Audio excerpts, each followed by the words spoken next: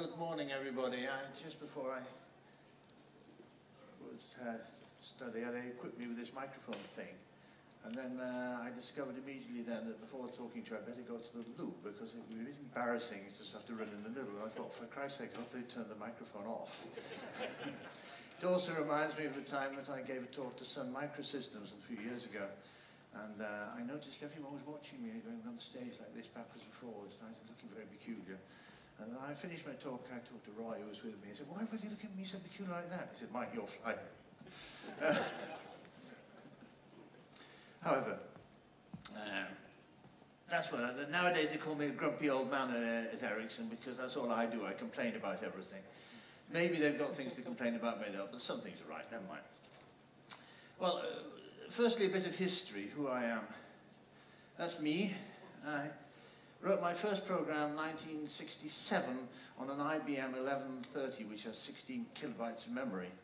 I suppose 67 was a long time before a lot of you were born, but never mind.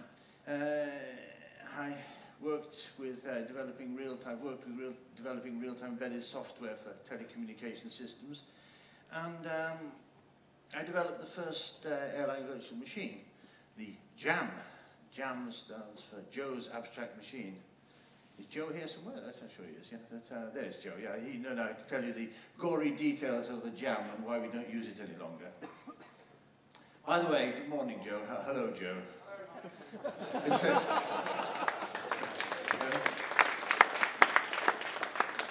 Is Robert here? Has he escaped?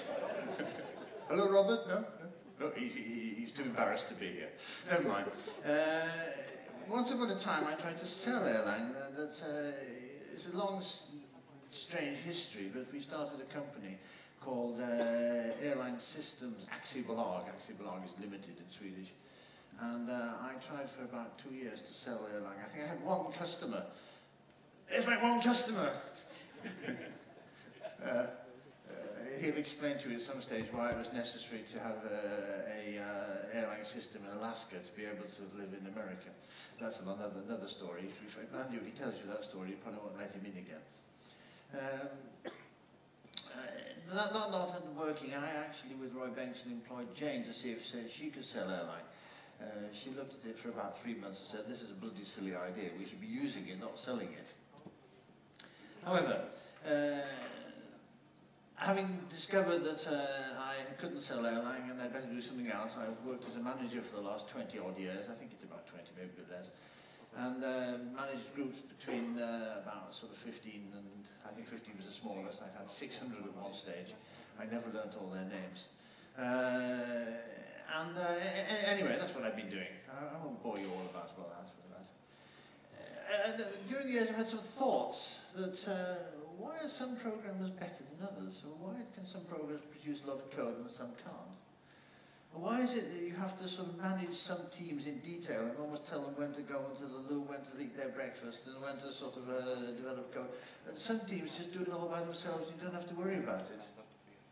And why are some projects successful and produce wonderful products and not necessarily successful commercially, but they actually produce wonderful products? And why are some projects don't? And why are large software projects much, much harder to run than small projects? And why can't you run them as a lot of small projects? Well, I'm not going to answer all these questions. These are my thoughts. I thought if I answered all these questions, I mightn't have anything to say next time that Francesco asks me to hold a talk. So I'm only going to answer half these questions. I don't know whether I can give good proper answers either, but anyway.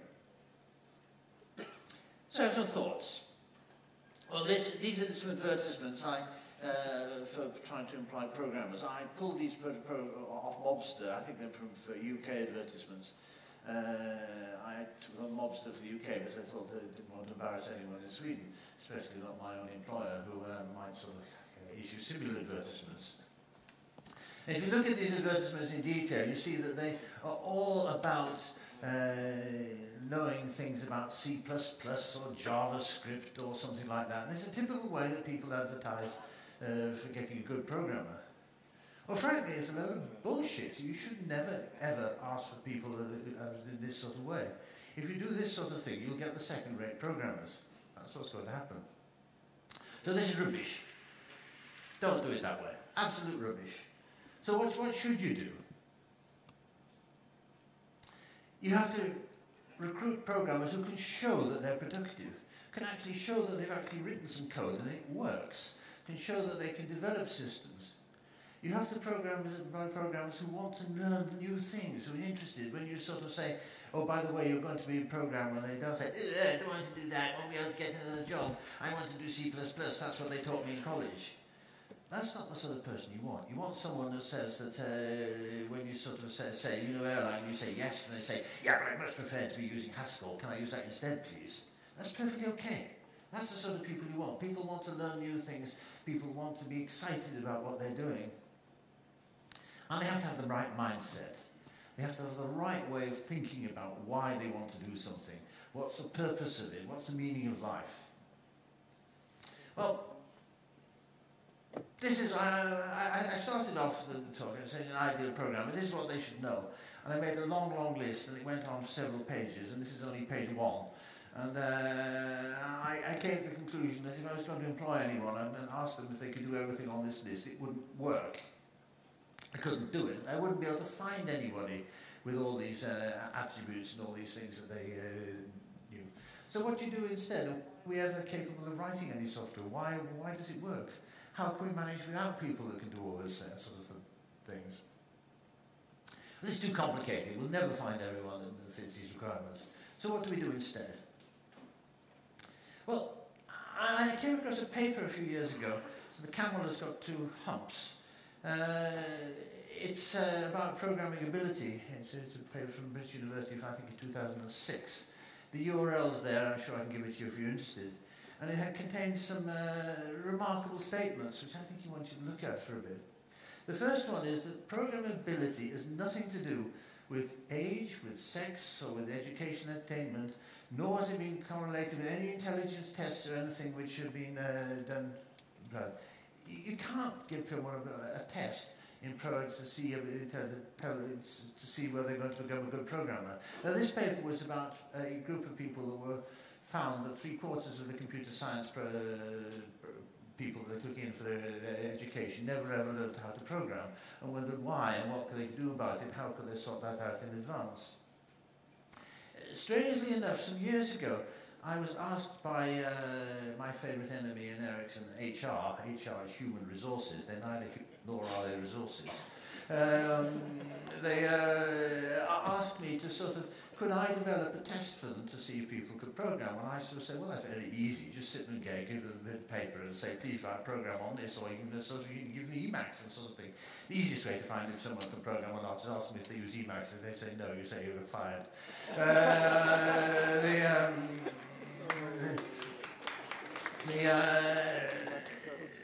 However, HR insisted that they wanted to have some sort of way, because they said they might be able to get people who couldn't program and we could teach them, and we wanted to know whether they were going to be able to do that or not. So I thought about I'd get some good programmers, and I'd give them, and we got some psychologists and got them available. I sent Uffe here to a psychologist. He came back looking a bit starry-eyed and all sorts of things. I also said England. Is England here anyway? I think England was subjected to it as well. Do you remember that England? Yeah.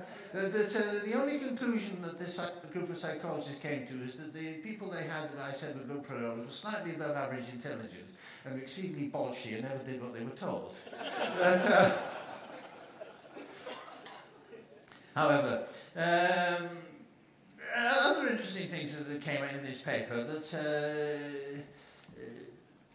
people of the computer scientists always tell you should construct programs top down. That's what sort of rational and RUP and modelling people always say. Top down, write the model. This is what modelling is all about. Oh, no bullshit. People never do that. You start from the bottom and do the difficult bits first. If you can get the difficult bits to work, then you do the top-down bits afterwards. That's the way it's always worked. This paper is an interesting paper. It's got a lot of other interesting stuff in it. Interesting comment that most good debuggers, people that are good at finding bugs in programs, are good programmers. But a lot of good programmers are not good debuggers. They can't find bugs in their own code. Interesting reflection. It applies very much to me. I never can find out what things in my code. My code is always perfect. And the last one is about pointing and clicking. The people try to make IDs, and I think Pascal mentioned yesterday about in the Distel talk about sort of point and click interfaces. They think that if you can make everything point and click, and everyone's used to pointing and clicking on Macs and things like that, you can teach anyone to program. Well, also rubbish. That if you can't use Emacs, you can't sort of you can't program. No amounts of Eclipse or point and clicks is going to help you. No amount of modelling is going to help you. No amount of writing boxes and writing code in boxes instead of writing code on the screen is going to help you. If you can't do it, you can't do it. That's all there is to it. Which leads me to this. There are three types of people. You know the old thing that there are two types of people. Those people that think there are two types of people and those that don't. Well, there are three types of people. There are those people that you never really need to teach to program at all. They sort of open a book, look at the program, understand it, and some sort of magic happens and they learn how to do it. There are those people that works very well. I've worked with a lot of people like that. But I wish I was one of those people myself. That's why I became a manager. However, then there are people who can be taught to program. They have the ability to learn it. And then there's a third category, that the people, however hard you try, will never be able to write a decent program in the whole of their lives. Maybe we'll be able to write Hello World, but it stops about there. And you have to remember that the third category is the largest category. The people will never be able to program. And unfortunately, the programming industry is full of these people. Lots of them. They become managers instead and finance people and learn about things like ISO 9000 and horriblenesses like that instead. So there are lots of escape routes, so it doesn't much matter. Oh, gets down to this. The only way to find out if a person can program is to tell them to do it, look at it and see the result. And I devised a simple programming test years ago when we were employing people. And again, it amazed a lot of other people in Ericsson when I was trying to employ them. I said, well, these people come from KTH, they've had a good education, they've got top marks in all their classes, they must be some good programmers. And I say, that doesn't say anything. I'm going to give them a test and see if they did work or not. Now, the interesting thing about this test is I never had to correct the results. We used to send this test home to people and say, write these programs, do this, and see if it works, and sort of design this for us. And the people that could do it, they sent back results, and it was always correct. The people that knew they couldn't do it discovered from the test that they couldn't do it, and they never got a test back which was bad. It was also very easy to discover whether people had cheated because you could ask them to explain what they'd done in the test, and you could see the result. If you employ a program, for God's sake, give them a good test first. It's easy to make a test like that. You all could do it. I'm sure you could. Again, HR wondered why on earth I was giving them this test. They sort of said, we have our other ways. And I said, no, you don't. A good programmer must enjoy programming. It shouldn't be something, oh no, I've got to go to work again and write this horrible software. If people have got that attitude, then it's never going to work. People are never going to be able to become programmers unless they think it's fun. That people that sort of, I'm sure it all happened to you, is you've got to do something in the evening and your wife's phoning you up and saying, when are you going to come home? And say, I've just got this little bit to finish, I'm nearly finished, I'll be ready in half an hour. And half an hour later she found, why aren't you at home? The kids need looking after, I need you to sort of this, I need to go out. And you sort of say, well, I've got this, it'll take 10 minutes more. And you have to enjoy it, I think it's fun. And then it's horrible when you do have to go home in the middle of something and you write in the middle of your code, I got this far, that's what I'm going to do tomorrow. And you realise when you come back tomorrow, it's going to take you 10 minutes to get to at least half an hour to get started again. Because programming is something that needs, it's not like starting a car, you turn the key and the car goes, if you're lucky. It's something which takes about half an hour to get into programming mode and learn what you were doing yesterday if you're doing a significant program. Which is why things like open plan offices are a complete disaster as far as programmers are concerned. You have to, and people don't realise that. The people sort of optimise the wrong way. This is why running a big project is very difficult, because the good people are the people that can find the bugs. And when the customer comes along and says, I've got a bug, and you have to prioritise a customer bug above everything else, you have to go to people and you say, look, I'm very sorry, I have to interrupt what you're doing, I need this bug fixed, because the customer is screaming, he's not paying us, and unless he pays us, you won't get paid. This is why there's a terrible compromise between sort of maintenance and developing code, and why you should keep them separate if you can and why you can't. The other interesting thing about a good programmer is you can always tell that a good programmer always hates his manager. That at least they hate managers that don't understand what it's all about. And that's also an interesting characteristic. A good programmer wants to learn the new things. And there were lots of new things to learn, lots of exciting things to learn. That's my dog, by the way, on the right-hand side, looking at a couple of puppies.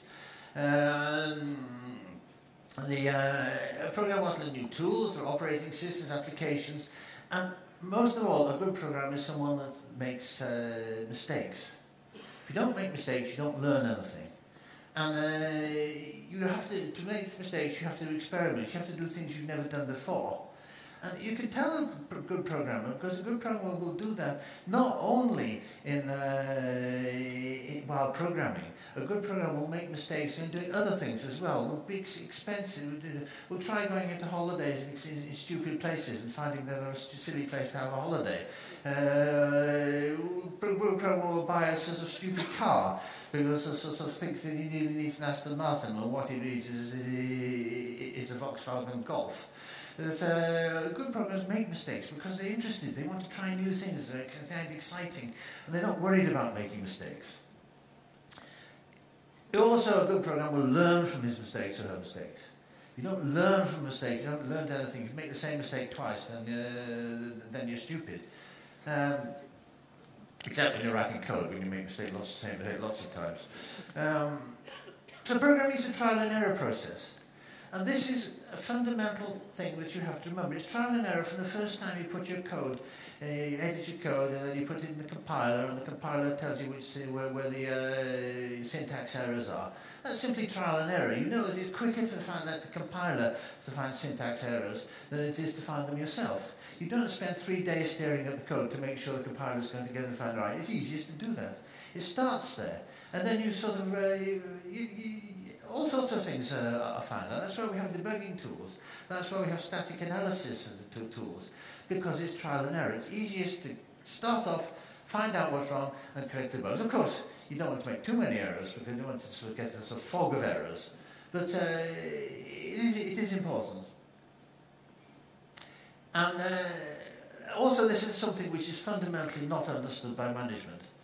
Management don't understand that programming is trial and error. Management think that by sort of giving you a specification, there's some sort of factory-like process that about 20 years ago, there was a lot of talk about what they call the software factory. I remember Bjarne telling me he had this vision of the software factory. The first line, they write the if statements. The second one's write the assignments. The third line, they're the case statements. And they pass it to each other. There was a crazy guy in Ericsson, in fact the Lord doesn't work for Ericsson, years ago, had this wonderful idea that if we're going to make programming more efficient, the best way to do it is to use the fact we've got different time zones in the world. And we sort of get the people in Europe to start off writing the code. And when they finished, they got the time to go home in there. They hand it over to the Americans. And when the Americans had sort of had done the next bit of code, they hand it over to someone in the middle of the Pacific, and then to the Indians until it all came all the way back again. People don't realise it doesn't work that way. But there are still lots of managements who think it does. And this is why you get these horrible processes, horrible ideas, and people don't understand I don't know. I won't go on about that. The other thing about it is that a good programmer is prepared to spend a lot of time testing his code. Who thinks finding a bug is fun. You think, oh, go, I found another one. This is great fun. I like that. That a programmer understands that it's important to write necessary documentation, and it's equally important not to write unnecessary documentation. The necessary documentation, I always say a very good way to start is to write the manual of how it's going to work and what the user should know about it at the end. Write that first. And then you have a sort of specification which you can sort of change as time goes on. Because sooner or later you're going to have to write a manual whether you like it or not. So you might as well start by doing it. A programmer likes teaching others and he likes maintaining an old code. But it's strange that. A lot of people always think that it's always fun doing something new. It's never interesting doing something and looking at old stuff. And look, adding new features. And what's more, the last one is important, is that you're always going in a large organisation have people with different abilities. And you have to have a good program that will tolerate people that are not as good, because you're going to need those people at the end of the day. At the end of the day, a program software which is going to be maintained by 20 years, 20 years later, the people, you're not going to get the top quality people to maintain software which is 20 years old. That's just a fact of life. And that being so, a good program has to have the capacity to be able to understand that people vary and tolerate the fact that people work in different ways.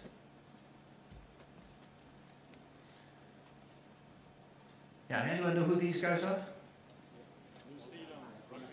That's right, they're a magnificent rugby team, probably one of the most coordinated. That's one of the things that they're making rude gestures for the moment, explaining what they're going to do to the people that they beat. So it's called the Harkat. I'm sure you can find about it. You can find plenty of Harkat on YouTube if you want to look at it. I'm not going to show you, it's a bit impolite. Again, there's a URL at the end here that I found an interesting paper fairly recently. And it was a paper saying there are 3 things that a software team must have to be able to work. They must know what they're going to develop in detail, what they're going to do. You have to know what you're doing. You have to know why you're doing it. And I'll get more detailed things, and you're going to know how you're going to go about doing it. If you don't get those 3 things in place, then you're in trouble. And I'm going to give you a few examples of ways, or one example at least of that. Anyone know about Heath Robinson, incredible impressive brainstorm, nice machines, making pancakes. What can vary? Sometimes you can have a detailed specification. Sometimes the customer says, I want this, and he gives you a specification exactly what he wants. And you can, if it's a reasonable customer, you can work with that. Otherwise, you have to sort of work with the customer getting a decent specification. Sometimes you've got a standard, and that's what tends to happen to us in Ericsson. We have huge, humongous 3GPP standards with an incredible amount of detail of everything that has to happen and to get a mobile network to work. And these standards are actually necessary because we have a number of people that are making handsets and a number of people that are making base stations, and the base stations have to be able to talk to the handsets. And in point of fact, it's a very, very complicated protocol. It's a very, very complicated product. But they say that the 3GPP standard for WCDMA, what's known as 3G, is deliberately made complicated so that small companies can't sort of do the job. I don't really think that's true.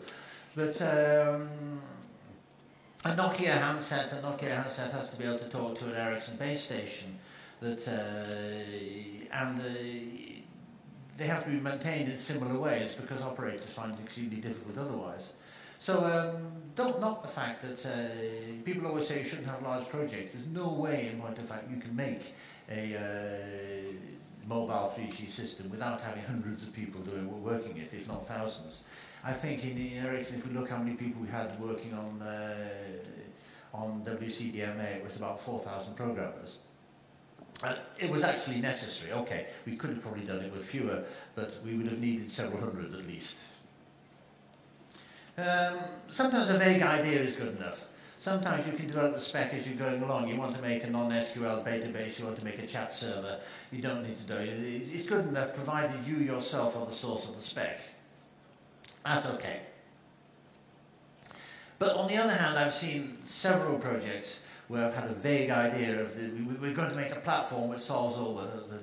Now, I can talk about this nowadays because I'm going to leave Ericsson very shortly because I'm about to retire. But in the 1990s, there was a wonderful project called AXEM, which in fact spent over $1 billion in making a platform before it was abandoned.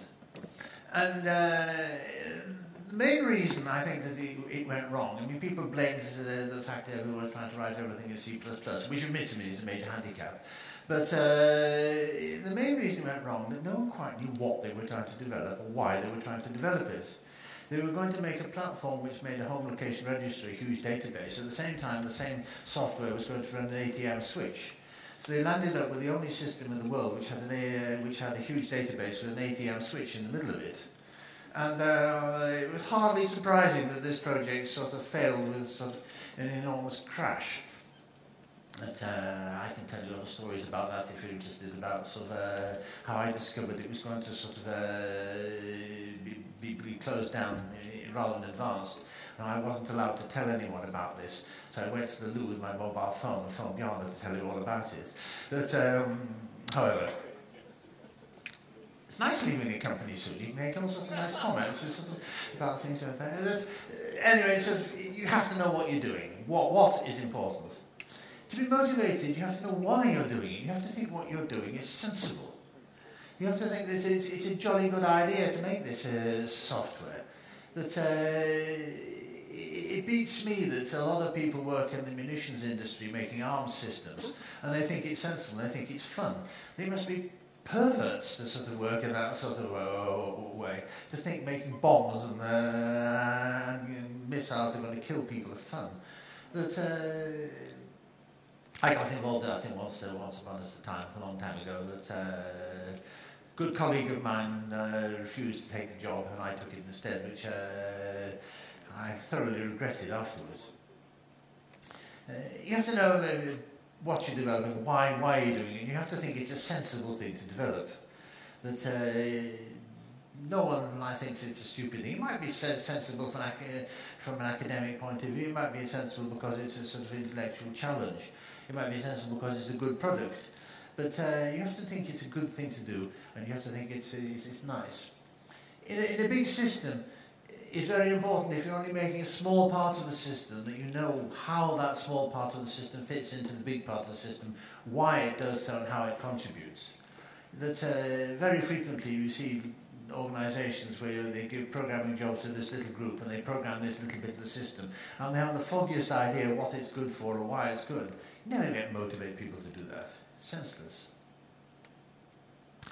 I think you need to believe the final product serves a useful purpose in life. How? As I picture a building site, I've never understood how anyone ever builds a building. I've tried myself, I sort of made an awful mess of it. There must be a strategy of how everything fits together. It doesn't really matter if a system, different parts of a system uses different technology, but you must have an overall strategy of how everything's going to fit together in the end, what sort of technology is going to use for what parts. You can't have someone that says, I think this part should be developed with Erlang, and says, and then the part says, I shall use rational rows RT to develop this part, and another part says, I shall use p-threads to develop this bit, and hope that it's all going to fit together at the end of the day. Obviously, you have to have a strategy about what sensible technology to use in one place. And then when you make this strategy in a big project, you're going to lose some people. You're going to lose some people because you say, we're going to develop this way using Erlang, and a lot of people say, I don't want to do that, I'll do something else. Fair enough. Good that they've gone. That they don't want to use the technology you've agreed on, it's better that they go. On the other hand, it's hopefully the technology is a good technology. Hopefully you made a good choice. There must be a good reason for choosing the technology. Forcing company policy down people's throats, saying, this is the way we do this in company XYZ, and this is the technology you're going to use, like it or leave it. The people making a product have to be agreed on the technology, and they have to think it's the right technology. Otherwise, it's not going to work. That I've seen too many people forced to use technology they don't like, and you never get a good result at the end of that. I better not mention too many names or I might get sued. People, as I say, must enjoy working with it. And the last one here is a quote from an old New Zealand person, Richard O'Keefe, if I give on the network if you look at him. Elegance is not optional. A system you make has to be elegant. Software has to be elegant. If it's elegant, then it's probably good software. Elegant is not optional, and it's actually a very vital part of making a large system. Okay, since we don't have ideal programmers, we have to have a team. Picture of a rugby team here. That, I can tell you why I hate Scrum. A few years ago, many years ago, I was playing rugby. And I was playing rugby, which, if you tell them that in America that I was playing rugby as a hooker, they begin to look at you a bit peculiarly. But on the other hand, hookers is actually a piece of rugby. And I landed up in the middle of a scrum when someone's boot caught me at the side of the chin. And if you look at me closely, you can I'm missing a tooth this side because I broke my jaw. A tooth flew out, which I've never had replaced. Ever since that, it was a scrum, and ever since then, I decided I hate Scrum. So I hated Scrum a long time before Scrum was actually used in software technology. However, if you don't have an ideal programmer, you have to have a team which has the people, which has a lot of the characteristics of ideal programmers. Whatever you do, you must avoid the large traditional company approach. Even in Ericsson, we're actually changing this now, and it's taking time, but it's occurring.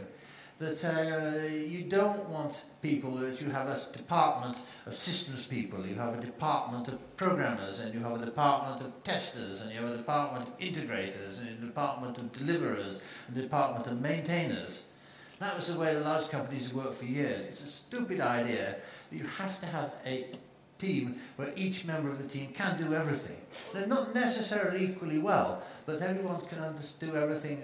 Everyone can debug their own code. Everyone can know what the specification is about. Maybe some people are better than others, but the ideal team, each member of the team can do everything. You won't get that, but you should strive for that.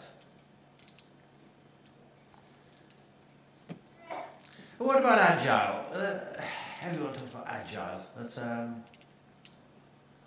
I had a operations manager worked with me once upon a time who had a lot of friends. She had little dogs, and she got a email from one of her friends. This was a long time ago. Do you know anything about agility? And she said, "Oh yeah, my dog goes in for agility." So Agile is apparently an old idea. The fact is that if you look at a good team that has been working for years, you'll find that they've been working in Agile fashion long time before this idea of agility and Scrum turned up, before it started to exist. Before Scrum and XP and Kanban was invented. Scrum's not a too bad idea. I'm not going to knock it too much, but let's face it, there's too much religion in this. That there's too much attitude from a lot of people. Provided you have the right way of working, provided you have the right way of process, you can have stupid programmers and they work incorrectly. It's rubbish. There's too much religion. Keep the religion out of it. Okay, Scrum by all means, but let's do it sensibly. Let's regard it as one of the things that is needed, not the thing which will solve all problems. Technology will never be replaced by good methods of work. It's never going to happen that way. And as I say, there are plenty of examples. I can think of at least 3 examples of teams which I've had in my organisation that have worked excellently in an agile fashion without any sort of need to use Scrum or anything like this, and they did it years and years and years ago. So, okay, agility, yes, but don't think it's the answer to all problems, and don't think that it's something new. It's not. Okay, what sort of people do we need in the project? We need a guru. A guru is essential. A guru is a person that knows what it's all about, understands the complete specification, knows exactly why a thing is going to be developed and what it's going to be developed for. Knows the details of it all. Without a guru, you'll never get a project working. A guru sometimes can be several people, but it's a bit disastrous. You need one guru who keeps everything consistent. The guru understands the complete architecture of the design, understands why it is the way it is. What's more, the guru isn't a little person that sits in the sort of a corner and hopes that people come and ask questions. The guru will go out and is a sort of missionary and will explain how the system works, why it works, and what it's good for. Without a guru, you won't get a good system. The guru may necessarily be the best programmer, but the guru does understand the application, and the guru is a programmer at heart, understands what programming is about. Maybe not the best programmer, but at least understands why the system is built, what it's supposed to do for. What's more, if the programmer that maybe doesn't program on a day-to-day basis, but if you ask the guru a question, the guru will say, I don't know the answer to that. We'll find out what the answer is for you, we'll point you to the right person, and the guru will learn the answer themselves so they learn something more. Gurus are essential. Without gurus, you will never make a product. And In fact, if I look at Ericsson products and look at projects which have been successful, I can actually identify in nearly all of them who the guru was. Or is. They do live afterwards. The all-rounder experimenter. You have to have someone that really understands everything, that can keep the sort of bits of everything together, can understand the software technology that can be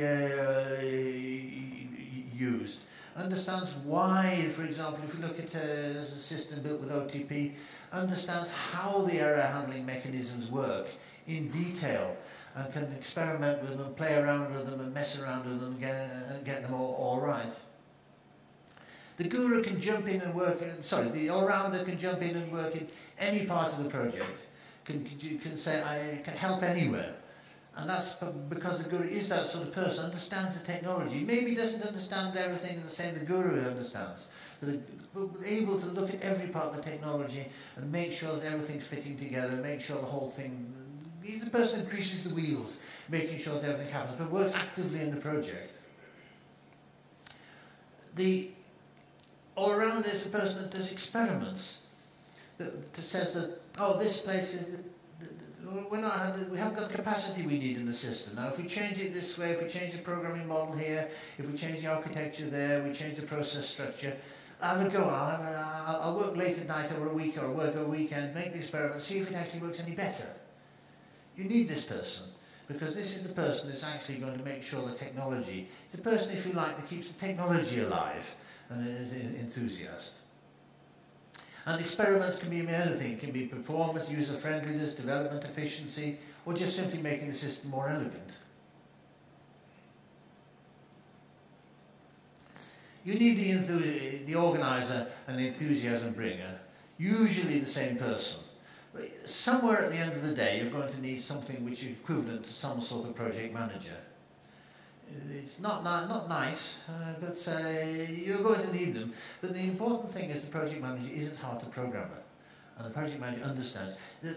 I've seen too many systems where the project managers have never programmed their life and don't understand why it all fits together. It happens on a daily basis. You have to have a project manager who can understand programming. Now, the project manager also is a person that needs to be enthusiastic, needs to wave their arms about and keep everyone happy. The actual what, why, how that I mentioned earlier, that is something which actually needs to be maintained. It needs to be sort of maintained. You have to remind people of what they're building. You have to remind people of why they're building it. You have to remind people how they're building it and keep them aware of the fact that it's a very good thing they're doing it this way. Otherwise, the people will drift off and try to do how in a different way, or will try and change the product. It's important that someone keeps up the enthusiasm of the gang. And these people are usually charismatic people that walk around, that they're usually good managers, and they're usually liked by the people. You never can get an organizer who's a bully. A project manager who's a bully will alienate the project, the team, and everything will go wrong. It's also important that the project manager understands that things go wrong and doesn't start blaming people when things go wrong. Finds out, can see things that go wrong, see what to do about it, and learns early that something has to be done about the situation. So as far as the organizer and enthusiasm bringer, the human skills are as important as software skills. The mechanic is really needed, and the mechanic is something which keeps the whole blooming system working. The mechanic makes sure that the email system works, makes sure the version control system, makes sure the backups are actually done. You can't rely on IT departments working behind you to do this sort of thing. Make sure that the programming system works, installs new compilers when new versions of the compiler turn up. Looks at the requirements handling system and makes sure that it's actually got all the requirements in and works. Looks at the build system to check that you can press a button and build a system and the whole thing works. Looks at the test framework to make sure that automatic testing works as it should work. Looks at the delivery systems to see that you can actually deliver things to customers. And mail, wikis, bug handling systems. The mechanic just has to be there to make sure that the system actually works, that the actual day-to-day infrastructure, what people are doing actually works. You probably need more than one mechanic. Mechanic needs sort of a lot of apprentices to keep them going. But without a mechanic, if you have systems that sort of fail, or you can't print out documents, or your things will work, you're in trouble. But so mechanic is an essential person. A lot of these roles can be combined with each other, but I think a mechanic is probably in a large project at least a full-time job. The super tester. The super tester is a person that understands the problem nearly as well as the guru. Sometimes in small projects the guru and the super tester are the same thing. And the super tester can work out, if I do these peculiar things, this is what will make the system crash, and I'm going to do them and make the system crash. The super tester is essential. You have to have a super tester who can actually find out all the weird and wonderful things that the end user of the system is actually going to do and are going to make it crash. And when the super tester finds a bug, he's not to go to the programmer and say, "Ha ha, you made a mistake, wasn't that funny?" A super tester must be a tactful person. He has to say, "You know what, I found something wrong in your code. I can show you what's gone wrong. And the people that do that must say, "Wow, I found a mistake in my code. Isn't that fun?" Finding mistakes should be fun.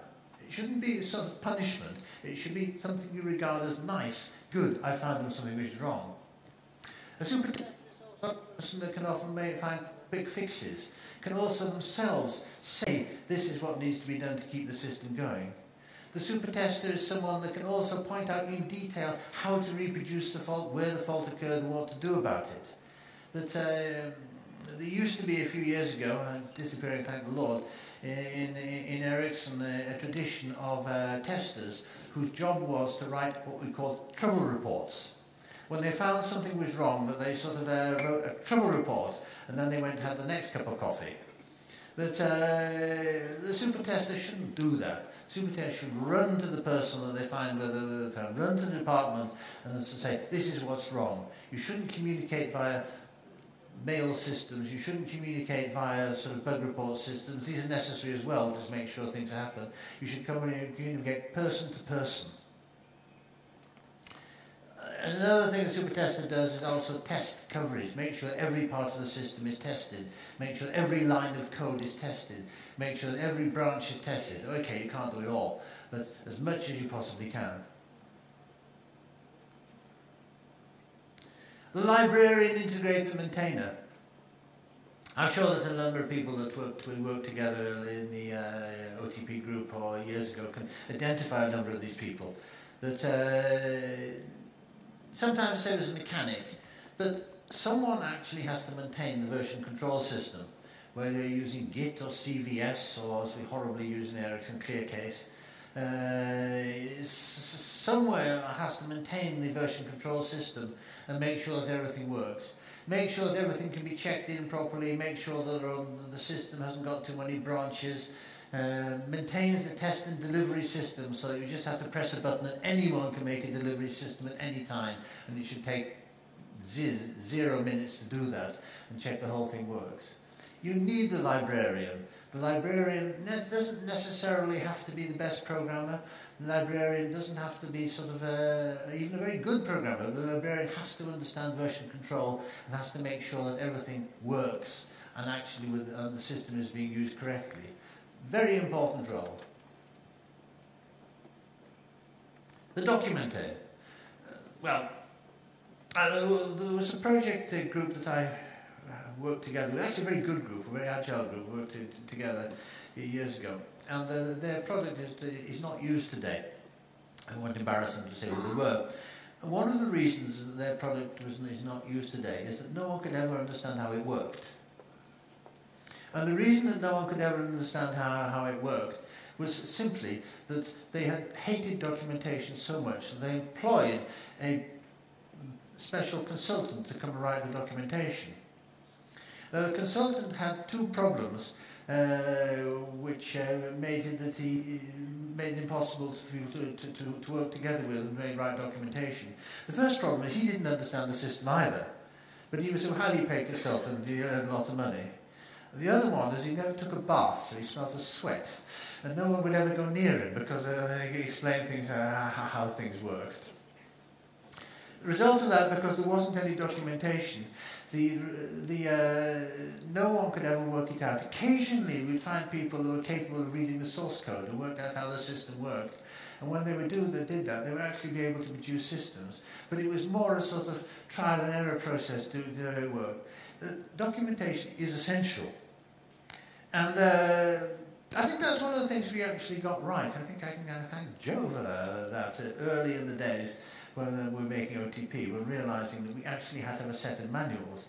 And I've still got the original set of OTP manuals which were produced at the time. That we actually, when we did that, we actually made a beautiful set of manuals which actually described the documented things in detail.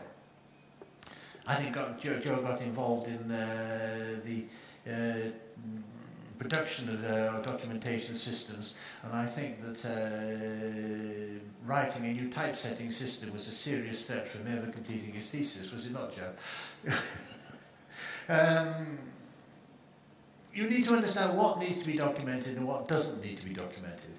At the end of the day, the most important thing to document is how the system works and so that people can use it. User documentation is probably most important. And from user documentation, you can often derive a lot of other documentation. A lot of people are completely hopeless in documentation. I often look at people, thesis workers, that come and write their sort of thesis of their MSc thesis, and then they give little presentations after they're finished about what they're working. And these presentations are nearly universally awful, because they have no understanding why they're writing why they've written their thesis documentation, who the audience is that will understand it. That one of the things I think is severely missing in any sort of computer science education is education in what to document and what not to document. So you have to understand the needs of the people who read the documentation.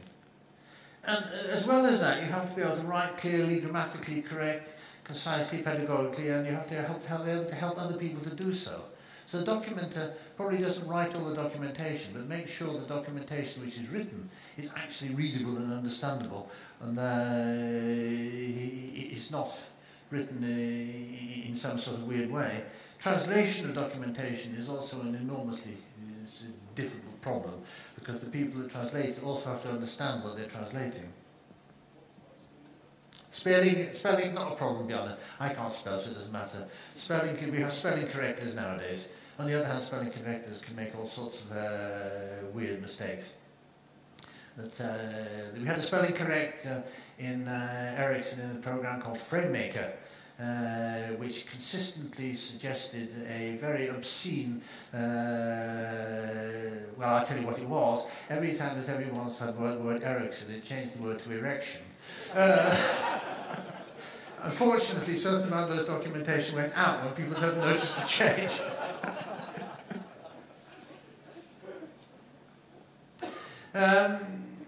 Okay, then you have the final people, the programmers, the madmen. You have to be mad to program. You have to be crazy. Anyone that thinks that they can spend their days working the trial and error process has to be absolutely crazy. Well, it's good they are crazy, because it's the way it works. And a good programmer can turn his hand to any aspect of software design, whether it's sort of writing Java for system interfaces, or whether it's writing DSP-C to do baseband control in single processors, or whether it's writing Erlang to use control systems. A good programmer needs to be able to sort of, with a bit of a startup, learn everything. And a good programmer, I've seen a lot of programmers who are an individualist, and I've seen a lot of programmers who are so individualist that they can't work together with other people.